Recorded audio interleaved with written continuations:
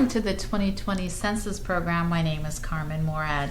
My special guest today is Councilman Channce Condit of the City of Ceres. Welcome. Thank you. Thank you for having me. Thank you so much for accepting our invitation. As you know, the census is approaching us, and within Stanislaus County, we have the Complete Count Committee that we work very closely with our census partner specialist. And we want to make sure that every man, woman, and child in Stanislaus County, and of course within our Central Valley, is counted. Our Central Valley has always been left out for some reason when it comes to allocation of funds. The census being where it's about really two things: allocation of federal funding to our region and our congressional districting. So thank you so much for being here today to tell us a little bit about Ceres, tell us about where it's located within our county, a little bit about our demographics, and we'll continue the importance of participation in the census. Sure. Well, I grew up in Ceres. I went to Ceres schools. I went to Carroll Fowler Elementary, and I went to Virginia Parks growing up. And I recently was married to my wife, Lauren. We want to raise our family in Ceres, and so I thought it was important to run for city council to try to increase our quality of life in Ceres, and that's my goal in moving forward as a council member.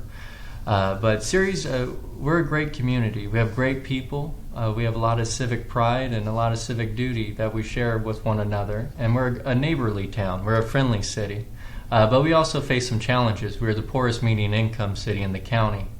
And I think one way to get us on track, or at least to change that, is to offer incentives for businesses to locate to our city, and also try to create a vibrant community for all of us. So that's one of the things that I hope to obtain being on the city council and moving forward. So. You talked about incentives, Yes. and it's very important for everyone watching to know that when you are a city that is sandwiched between two other cities that are doing a little bit better, Turlock, Ceres, Modesto, Yes. right? So Turlock has different municipal codes. Mm-hmm. Of course, Modesto being a charter city, and Yes. it makes a difference as far as economic development. Mm-hmm.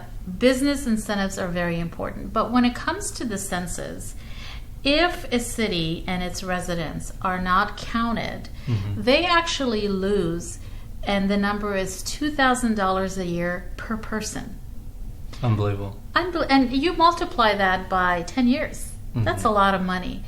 Whether it's for the roads, whether it's for transportation, whether it's hospitals, schools, housing. And as you know, that in our region and in the entire state of California, we do have an affordable housing crisis. Yes. So it makes it difficult. People are always commuting, whether it's the Bay Area, whether it's where there is affordable development. And I also want to talk about affordable housing for our seniors, for our veterans, and for our disabled members of our community. We also have the homeless issue that we need to talk about. Tell us a little bit about how the City of Ceres is tackling all of these things, and how the extra funding would really make a difference when it comes to, as you said it beautifully, quality of life. Yes. Well, I think it's so important to be counted and to be represented in the census. We need to make sure that we're making ourselves accessible for that count. But moving forward with accessibility for housing, I'm glad that you brought that up. I actually had a conversation with my colleagues recently about offering incentives for veterans to live within our city. I know at the federal level they offer incentives for veterans with housing. But wouldn't it be amazing if at the local level we could do the same? So let's say hypothetically, if you're a veteran and you have a DD 214 honorable discharge, maybe our city can offer a housing incentive for them to locate within our community. I also think we need to make senior housing and senior development more accessible for those who are a bit elderly in our community as well. But I think accessibility is very important, and I think that we need to try to work together and trying to find solutions for those issues and moving forward for our communities. I completely agree with you when it comes to our veterans for the sacrifices that they have made so we have our freedom. I think it's the least that we can do when it comes for their quality of life, especially when it comes to housing. We do have a shortage of affordable housing. And there are things that usually people don't know about, which is HUD, which is block grants that we get, and every city gets that. And if we don't actually answer those questions on the census forms that have to do with, do you own your home? Are you renting? How many people live in that home? And the more important thing is that it's not your name and information that will be turned over to the census officials and to the Commerce Department. It's simply statistics. And I understand sometimes people feel uncomfortable with sharing that information. Maybe there is 2-3 more people in one household that shouldn't be there, right? But it's so important to realize that the names of those individuals will not be shared. It's actually put away for about 72 years, I believe, and then it's just the statistics that matters. And if we don't have those statistics, then we will not get that funding, for example, for building of those affordable housing and apartments. Sure. Another thing that's really important is Section 8 funding. There's a very large population of disabled elderly seniors that can only survive based on Section 8 help from the government. So this is so important that we realize that and turn that fear into pride of community. And as you said it beautifully, through education, through the different events and education that we will have with the Complete Count Committee for Stanislaus County and for San Joaquin County, because when you get to Manteca and Ripon, it's another county, but we have had a lot of Assyrians that actually live in Riverbank, Manteca, and all the surrounding cities.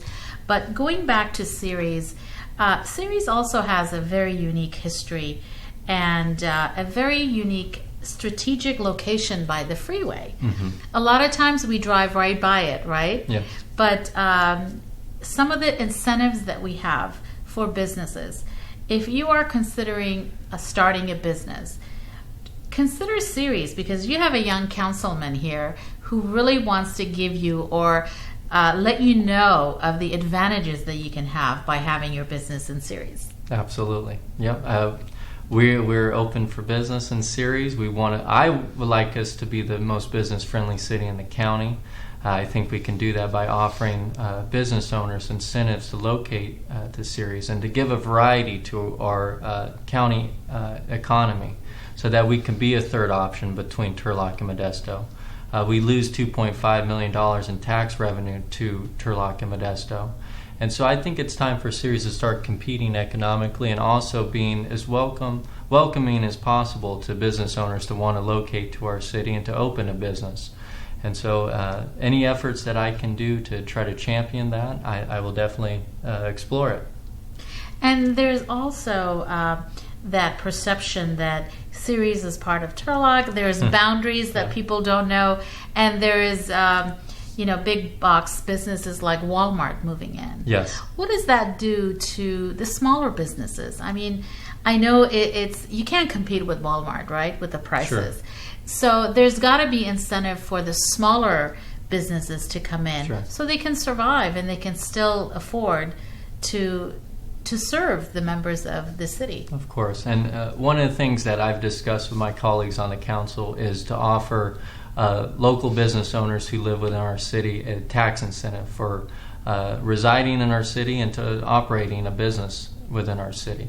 And I think by offering any leverage or any help that we can as a city to make it easier for them to employ people who live in our city and to help their business grow and to flourish, I think we should definitely explore that. But we're happy that Walmart's locating in Ceres. We're happy that business is coming and giving us a look and consideration, such as drawing a blank, but Pasta Pronto, they had a business in Modesto, and they located in Ceres, and we're more than happy to have them here. But also we have great businesses to be proud of already. Alfonso's Mexican Restaurant, La Marnita. Those are two great businesses that I'm proud to have in Ceres. Fresh Fork, just recently located in Ceres, or right off of Mitchell Road, right off the 99. A great place to eat. So we want to encourage our business owners to grow and to expand and to give opportunity to our citizens for not only employment but enjoyment. To go and have a nice meal with your family on a weekday or on a weekend. But those are some of the things that I'm focused on, is economic development and economic prosperity for our city, and I think that generates much needed tax revenue for our services, such as public safety. So those are some of the things I'm working on, hopefully that we can improve on in our city. Well, thank you so much. The city of Ceres is very lucky to have you, Councilman, with your ideas, with your visionary ideas that will, once implemented, contribute to the betterment of the quality of life. Thank you so much for being here. It was an honor. Thank you. Thank you. Join us next time on the 2020 Census program for Stanislaus County. I'm Carmen Morad.